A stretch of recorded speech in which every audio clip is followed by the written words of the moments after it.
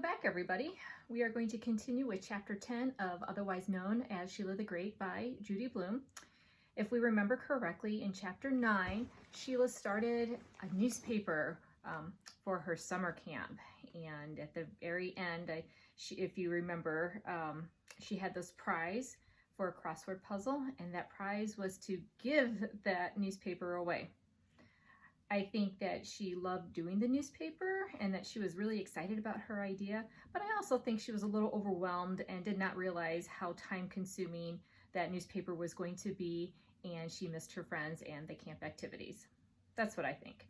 Well, let's see what happens in Chapter 10 in the life of Sheila Tubman. Chapter 10.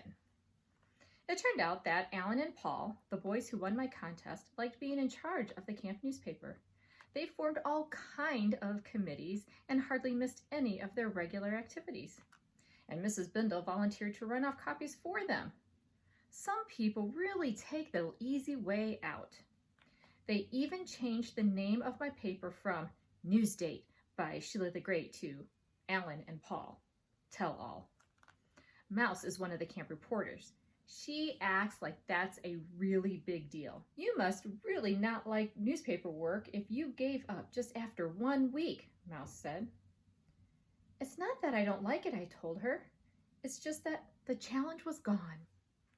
Well, Mouse said, I think it's a challenge every week, and I've decided that I'm going to be a real reporter someday, and that I'm going to have a byline too. So when you see by Mouse Ellis in your paper, you can tell your friends you knew me when I was starting out. Swell, I said. You do that. I will probably be something more exciting myself. Like what? Mouse asked. Oh, something. You can't tell me because you don't know, right? I'm still deciding, I said. I might be a weather forecaster. A weather forecaster? Yes, I think it would be pretty exciting to always know the weather in advance. Hey, Mouse said, I got a swell idea. Maybe I can be a reporter on TV and you be the weather forecaster, and we'll call our show Ellis and Tubman Report. I like Tubman and Ellis Report better, I said. Maybe it should be Mouse and Sheila Report, or Sheila and Mouse Report, I said. Well, we don't have to decide about that now. Right.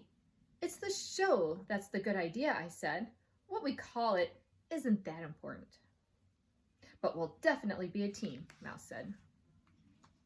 Well, of course we will, I told her. Let's shake on it. Okay, I said. And we shook hands hard. One reason I want to be a weather forecaster is that I will always know in advance if there's going to be a thunderstorm, and I will have time to prepare myself. Last night there was an awful storm. My mother and father don't know this, but I sat in my closet until it was over. This afternoon when I got home from camp, I turned on the radio. I sat next to it until I heard the weather report. Tonight is supposed to be clear and cool. That's good. That means there's nothing for me to worry about. I fell asleep with no trouble, but in the middle of the night I woke up. There was a terrible racket outside. It wasn't thunder, but it sounded pretty scary. At first I put my pillow over my head, hoping the noise would go away, but it didn't. When I couldn't stand it anymore, I jumped out of bed and ran to my window. And what did I see? 2 Jennifers, as if one isn't bad enough. And both of them baying at the moon at the same time. The next morning at breakfast, I told the whole family about Jennifer's friend. Everyone seemed to think it was very funny. Everyone except me. 2 days later, Libby reported that Jennifer's friend is definitely a boy dog. Well, how do you know? I asked. Well, I saw him make, Libby said. He used the big tree in the backyard near the fence. Well, I'm not surprised, Daddy said. Jennifer's friend comes to visit every night now. It is getting harder and harder to sleep in this house. In the morning, Jennifer's friend is gone. We don't know who he belongs to. I don't like leaving the house these days. I know it isn't safe. I told my mother, Jennifer's friends just runs around loose. You can't expect me to go outside with that dog around here. He only comes at night, Mom said. That's what you think, I told her. But you can't be sure, can you? No, Mom said, I can't be sure. But there is nothing for you to worry about. Jennifer's friend is perfectly harmless. Oh, he is he? Did he tell you that? Did he ring the bell and say, hello, Mrs. Tubman, I'm perfectly harmless?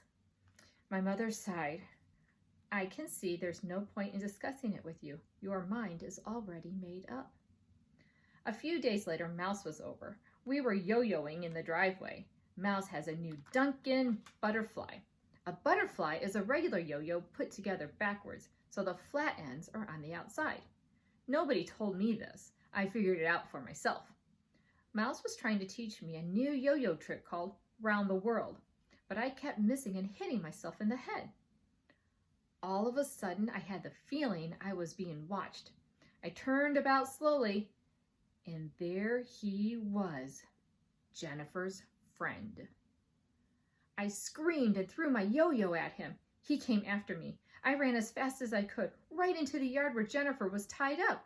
Her friend was barking like crazy, and I could tell he was already thinking about how I would taste. So I kept running and screaming until I tripped over Jennifer's chain. I fell down and was sure that was the end of me. So I closed my eyes and cried. When I felt my legs were wet all over, I knew the blood was pouring out of them. In a minute, my mother was bending over me, and I heard Mouse say, "She just went crazy, Mrs. Tubman. I couldn't even stop her." My legs, I cried. Do something, stop the blood. What blood? Mom asked. There's no blood. But they're all wet, I sobbed. I can feel how wet they are.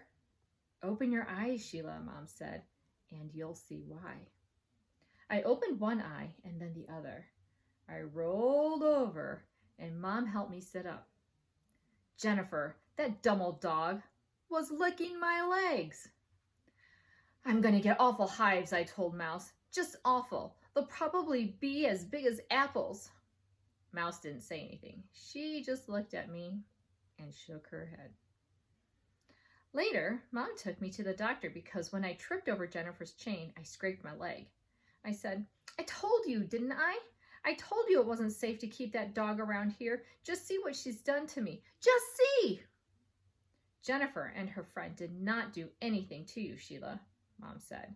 And if you had just kept calm, nothing would have happened at all. I was calm, I said. Jennifer's friend is the one who got all excited. And did you see the size of his teeth?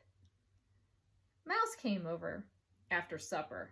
I wanted to make sure you're okay, she said. I'm fine, I told her. Did you get hives? Hives? Yes, from Jennifer licking you.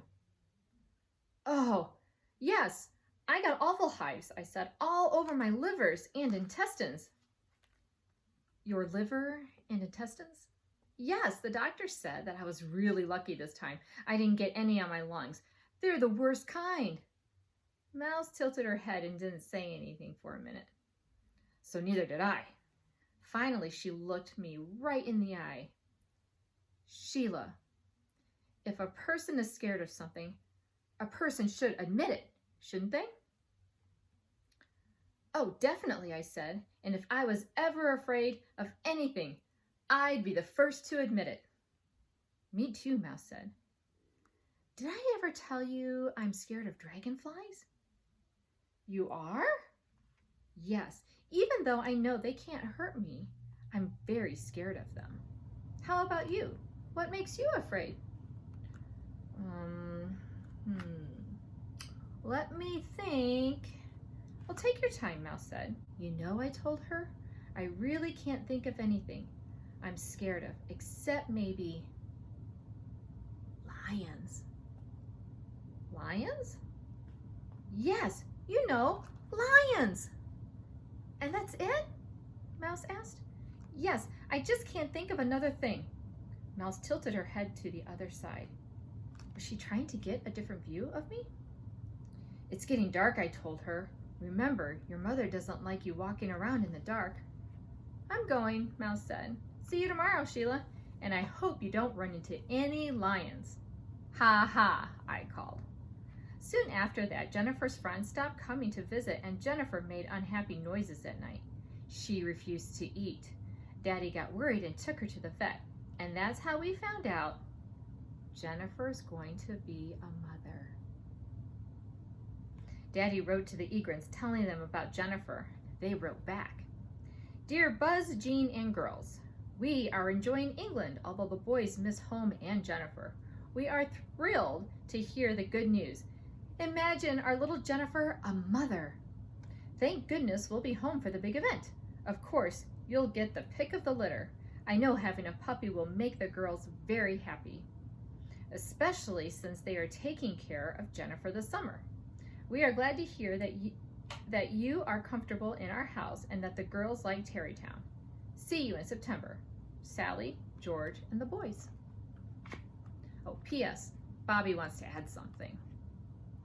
My mother says there's a girl named Sheila is in my room. Did she find my note? Tell her this. Just remember, I meant what I said. I'm bringing home 21 new models to add to my collection. Everything better be just the way I left it. B.E. The whole letter made me mad, especially the part about the pick of the litter. Who said we want one of Jennifer's puppies anyway? Don't the Egrins know that dogs are very unhappy in the city? They have to be indoors all the time.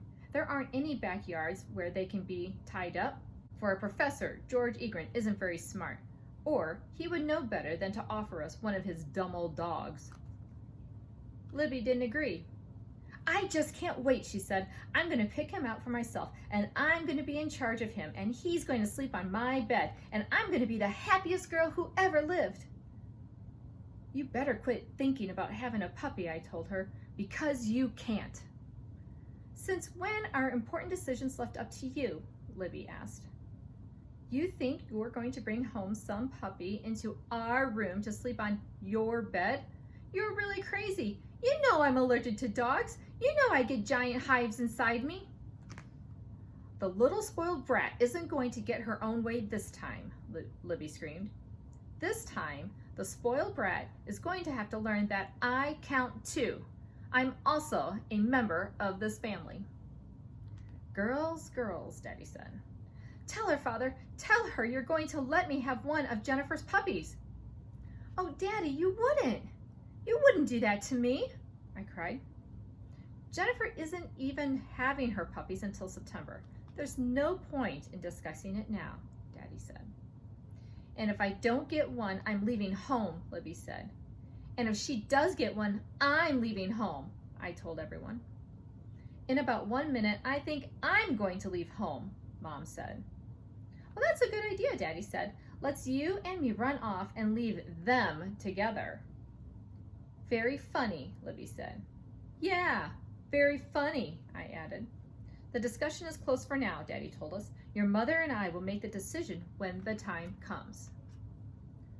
Libby ran out of the room and up the stairs. I heard her door slam. I picked up the Egrin's letter and went up to my room, but I didn't slam the door. I flopped onto my bed and read the P.S. from Bobby again, and I decided to write back. Dear B.E., sure, I found your note and your 27 bottles of paint and your 6 tubes of tester glue. And if you think I'm using all that junk, you are sick. Me and Mouse, who is my best friend, couldn't care less about your dumb old models. So ha ha. And your dog Jennifer makes too much noise at night. Yours untruly, Sunny Tubman, otherwise known as Sheila the Great. All right, everyone, that's the end of chapter 10. I hope you're enjoying the story. Go outside, play, walk around in the rain. Anyhow, have a good night. See you later. Bye.